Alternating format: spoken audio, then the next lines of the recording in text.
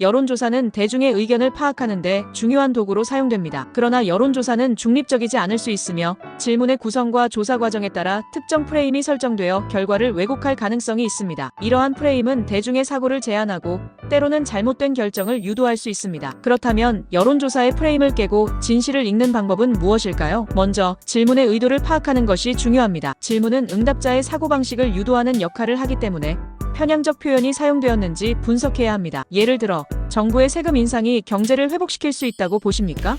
라는 질문은 긍정적인 전제를 담고 있는 반면, 세금 인상이 가계 부담을 악화시킨다고 보십니까?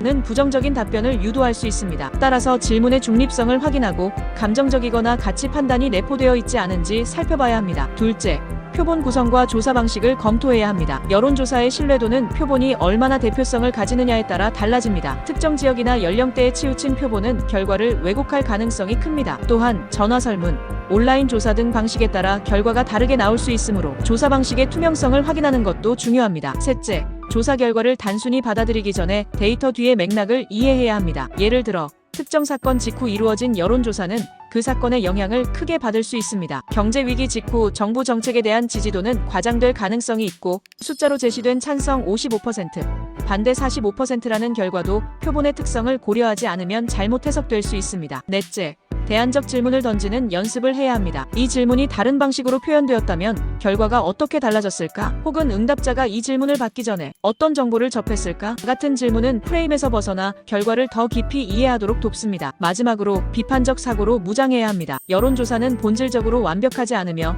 이를 맹목적으로 받아들이는 대신 그 의도와 한계를 탐구해야 합니다. 결론적으로 여론조사의 프레임을 깨는 것은 단순히 숫자를 받아들이는 데 그치지 않고 그 이면에 숨겨진 맥락과 의도를 탐구하는 데 있습니다. 대중은 끊임없이 질문을 던져야 하며 그렇게 함으로써 진실에 한 걸음 더 다가갈 수 있습니다. 프레임을 넘어서야만 우리는 여론의 진정한 의미를 이해할 수 있습니다.